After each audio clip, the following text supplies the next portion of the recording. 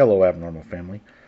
I've got another encounter for you, and I hope you all are excited as I am to hear this one. And without further ado, I'm going to go ahead and get into it. Here's a bit of a background before we get started. This happened at summer camp last year. I was with my 4 friends, Jackson, Joseph, and Carson. We were all really good friends and decided it'd be fun to attend a summer camp together. We all even got to share a cabin. This isn't the first time we've dealt with this paranormal. As a matter of fact, I've posted the story of when me, Joseph, and Carson encountered what we think was a werewolf or a dog man, and evidently it got lost in the emails and you never seen it. Yeah, that happens sometimes. I apologize. Brody and Jackson weren't there, but they've both had strange encounters of their own. Anyways, here's our encounter. It all started when I had the idea of going into the woods and exploring. Everyone thought it would be fun. We were, aware of the rules of the camp, especially the one that says that you have to stay together as a group. The one we ignored was to stay on the trail. We all headed to the trail and led through the woods. As we walked, we were just playing with each other and talking until Jackson noticed something. Carson wasn't with us. We turned around and saw him about 45 feet behind us. He was just standing there looking into the woods. He said he saw something run past a tree, and he said he had the urge to follow it. Brody just said it was probably a deer, and we all continued down the trail. We finally decided to leave the trail and enter the woods. We found some cool things. Joseph found a deer skull, Jackson found a cool rock, and I spotted a coyote a good distance from us. All in all, we had a good time. After a while, we actually found a river. We didn't have any fishing rods, but Joseph had brought some fishing line and hooks. We ended up making fishing rods from sticks and used worms as bait. I caught a rainbow trout and cooked it over a fire that we had made. Y'all understand why I'm telling you this soon. After we all ate, we decided to head upriver and explore some more. The trail was a straight line from the river, and we used a fire as a marker of some sort. We walked upriver for a while without seeing anything. Just when I was about to say we should head back, Joseph spotted something.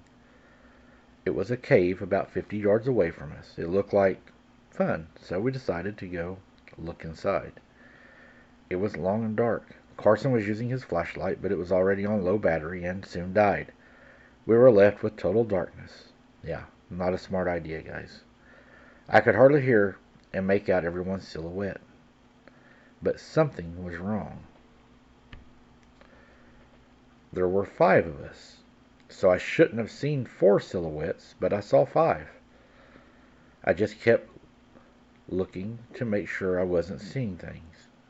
But I soon realized we weren't alone in that cave. This other silhouette was nearly 8 feet tall. It definitely was not human. I almost jumped when I came to the realization, but I tried my hardest to remain calm. I leaned toward and in to my friends and whispered, "Look over in the corner. We're not alone. We have to leave now." We all tried to remain calm. We casually walked out of the cave. We knew this thing hadn't attacked us yet. We thought if we ran, it might chase us. But as soon as we got to the entrance, I looked back, and this creature was now standing in the middle of the cave. It had moved while we weren't looking. That's when we all ran out of there. We were running for our lives. We ran all the way back to the fire and put it out very fast. Then we turned toward the trail, and we booked it.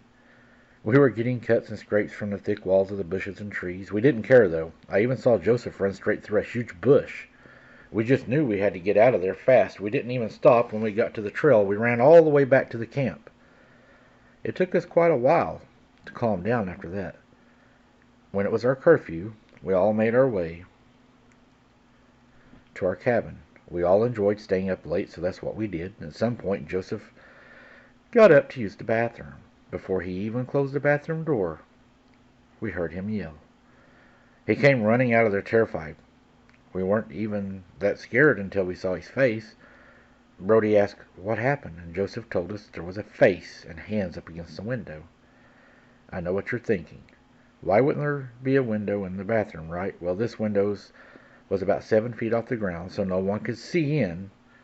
But this creature had no trouble looking in the window. Joseph said it had the head of a goat and a human hands, but its fingers were long and ended in long, sharp claws. He said altogether this thing was massive and covered in gray fur. This sent chills down our spines.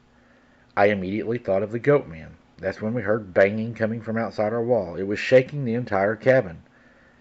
I was on the top bunk of one of our bunk beds, and I actually fell off when this thing hit the wall. We were all cowering like scared little puppies in a cabin. In a split second, the banging coming from the door and not the wall. We were terrified. We were horrified. How could something move that fast? Then something terrifying happened. Something that still haunts me to this day. The banging stopped and we heard my voice coming from outside. You heard me. My voice coming from outside. But it was evil and demonic. It said in my voice, "Look over there in the corner. We're not alone. We have to leave now." It didn't make any sense. It was as if it was just repeating what I had heard, and I didn't actually understand what it was saying. After a few seconds of silence, the banging continued, now louder than ever. I honestly thought we were going to die that night. Just then it stopped. Everything was quiet. We didn't dare move. We were all still freaking out. We never slept that night. We just sat in silence until sunrise. The Jacksons finally said something. He said, "What on earth was that?" I replied, "I think we just met the goat man." We never saw him again, and were fine for the rest of the time we were there. I will never go back to that summer camp. I would say when you all went in the cave, you probably trespassed on its home. Whenever it followed you back to the cabin, you said you didn't understand why it said what it said, but if you'll remember back, when you were in the cave, that was what you told your friends when you noticed there was 5 instead of 4 of you. I believe it was merely doing what they do. These things are known to mimic us. When they hear us say something, do something, see something, they mimic it for whatever reason. I believe it was only mimicking your voice because that's what it had heard you say. There's no doubt in my mind it wasn't trying to get in your house the way it was beating on the house. I would definitely stay away from that cave, and probably a good choice not going back to that summer camp because I'm sure it hasn't forgot you. You may let the camp masters know and all of them what's going on with that cave. That way they don't make the same mistake too. I believe passing on information would be probably a good idea in this situation so that this doesn't happen to other people.